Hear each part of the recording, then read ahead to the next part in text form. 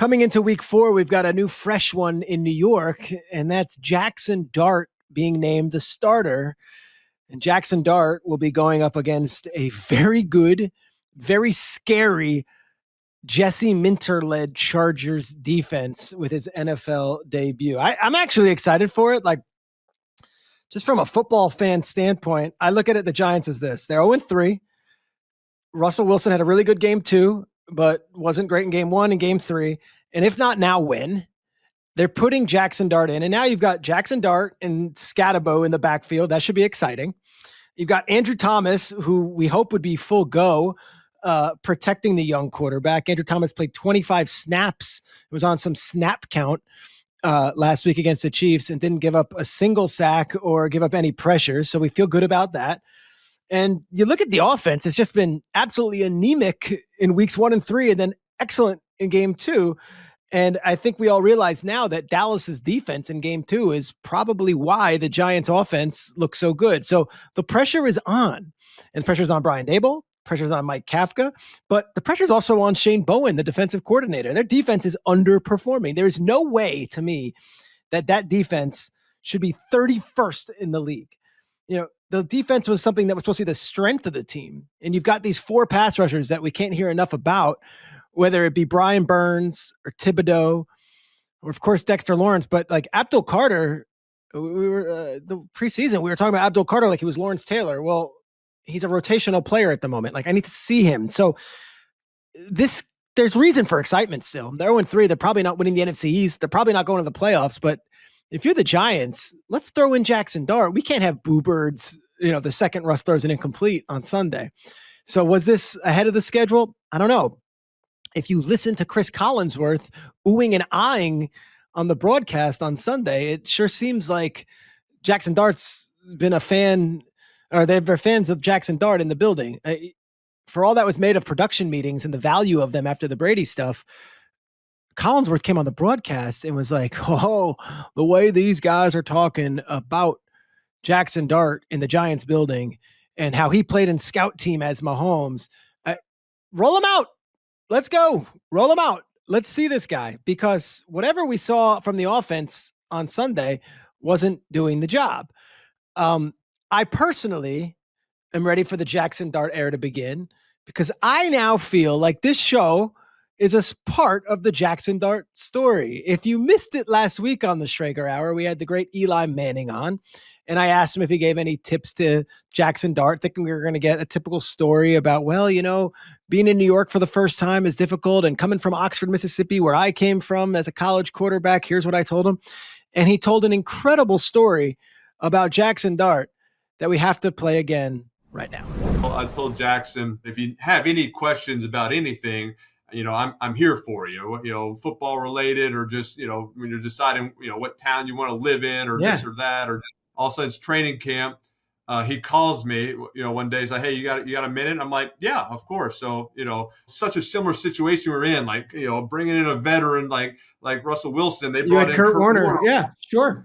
I was like, maybe this is dealing with that or something. He goes, can you give me a reservation at Fort Charles tonight at 6:30? The best French dip in America. Yeah. I was like, no, that's not part of the deal. Like, when I said I'm happy to help out, I'm not doing that. I get I'm it. not your reservations guy. You have to earn the right to call and get your reservation. That's amazing. Fort Charles Prime. Let me just give a little context to it. It's this like 8-table restaurant in Greenwich Village in New York City. It's impossible to get a table. It's one of those where you can't just go on Open Table or Resy and get a reservation. It's probably the greatest meal I've ever had in my life. That story goes crazy viral. I think the Instagram that Dove Kleinman posted, the video had like 6 million views. And I heard about it from just about every single person I know in New York City. And then I started seeing influencers posting it who have no connection to me or football or anything. Like Ronnie Feig, who runs the brand Kith, he posted on his Instagram. All these food blogs ran it. And again, to give context, Fort Charles Prime is like a very, very hard table to get. So it makes sense with the story. It's also like one of those, if you know type places. It's not as, celebrated maybe in the football world as a Carbone or a Rayo's. Like, it's a different type of vibe.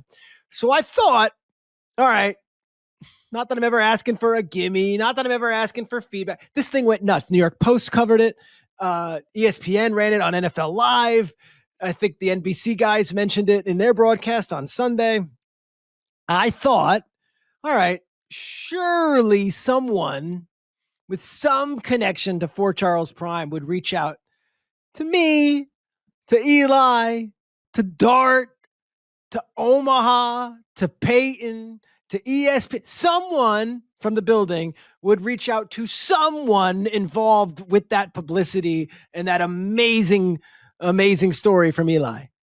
Nothing. I didn't get a email. I didn't get a text.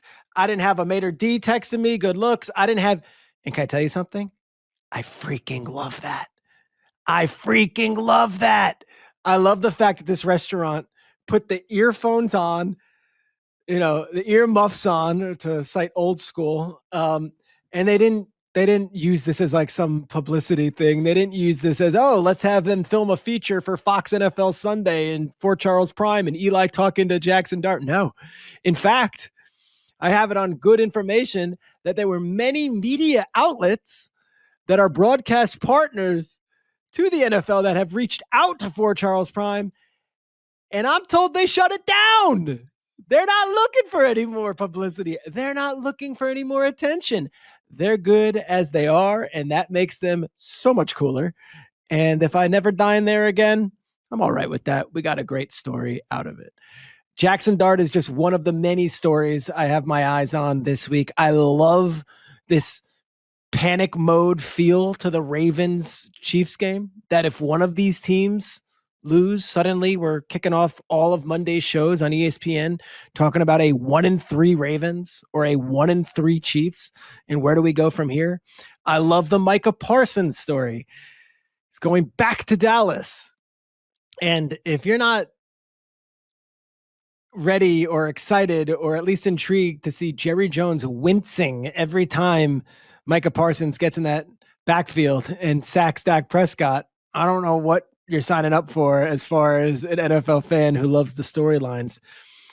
I also love a sneaky game between the Eagles and Buccaneers that might not be getting as much love this week because of the other matchups. And one of the reasons I love it is because of all the teams in the NFC, the Buccaneers actually have the Eagles number.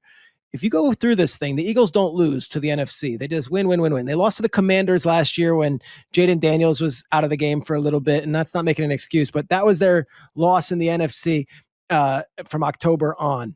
They haven't lost at all this season. And yet the last two times they've played the Buccaneers, the Eagles have lost.